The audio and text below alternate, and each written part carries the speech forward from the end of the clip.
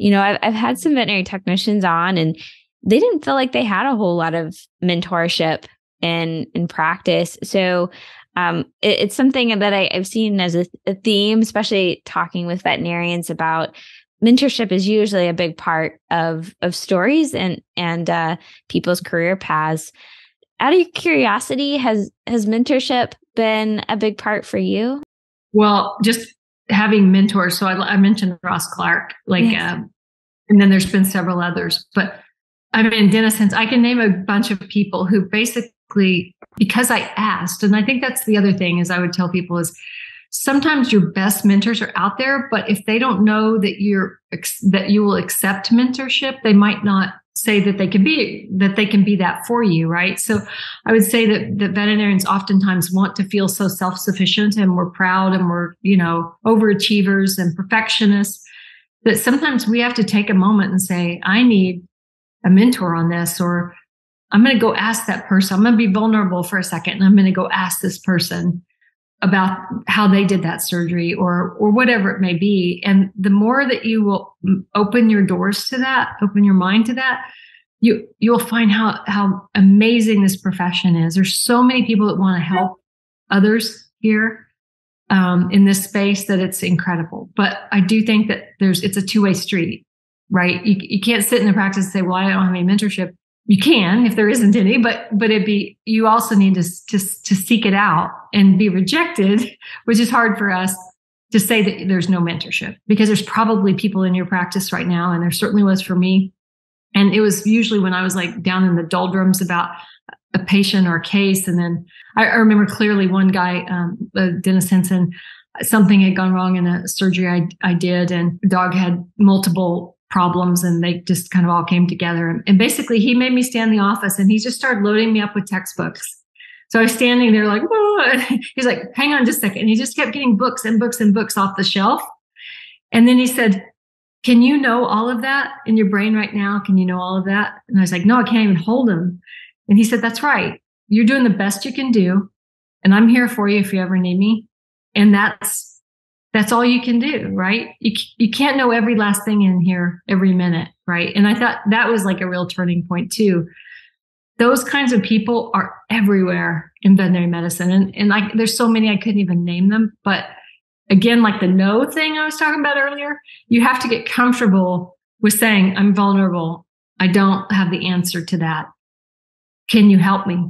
Well, no, I can't help you, but somebody over here is great at that. Let me get them in touch with you. I think that's where mentorship really rocks, is when you have that in the moment need, and then you latch onto that person, and then they become a mentor probably for the rest of your life. So yes, the answer, long answer to a short question, but mentors have been integral to me. I wouldn't be here today without so many different people. Oh, I really, really appreciate that.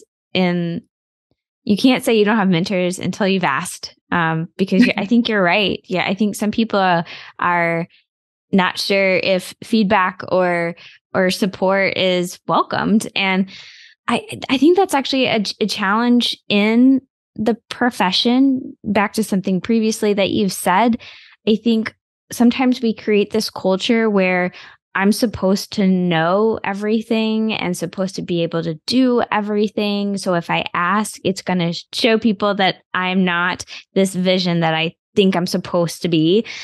I want to break that for sure, because it is when we are going to be better people, better teams, when we do stay curious, ask questions, get support, leverage your full team. That's really what's going to change veterinary medicine for the better. It's going to provide better lives for the people of veterinary medicine. It's going to provide better medicine for our patients, a better feeling for our clients all around, is when we can really use each other, not be afraid to ask for help or continue to grow and learn. Well, if you think about it, who is better at euthanasias than veterinarians? Nobody in their teams, right? We have empathy. We handle those perfectly. And yet we don't treat each other like that. Like, we see these practices that sometimes we are not always being good teammates.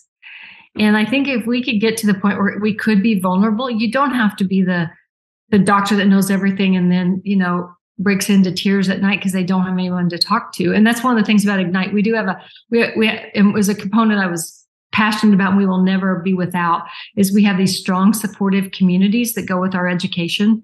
So we put like all these CSRs are all together talking and sharing ideas and crowdsourcing forms and documents and knowledge. And they're just rocking it with themselves. The technicians and the assistants would be the same, and the practice managers and so on. But those communities are just a safe place to ask whatever you want and be whoever you want to be. And it's been a beautiful thing. And if you keep it intentional, it doesn't become like mean people on some of the Facebook groups, that aren't really intentional. I think sometimes they're just another mean place in your life to go. But in this one, we're just very intentional about this is professional and this is here. We are here to all learn together, whatever learning is to you. It might be just help on something or a form or a document or anything that's coming up, a client situation. We keep it a safe space. And I think that's where we thrive as a profession, because we know how to do empathy. We know how to take care of humans. We just have to do it to ourselves, right? We have to bring that same moment to every day with our teams and our own people.